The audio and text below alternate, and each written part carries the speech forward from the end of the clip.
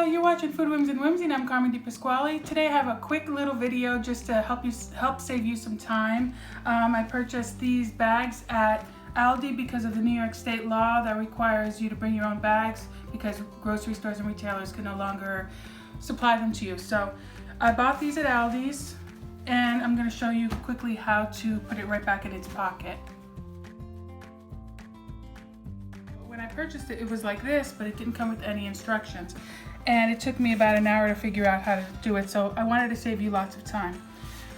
So this is it. It's going to take 15 seconds. So what I do is I take the pocket just like this, get my thumbs, actually turn it this way so for the camera, get my fingers like this, and start just pulling it in with my fingers just like that.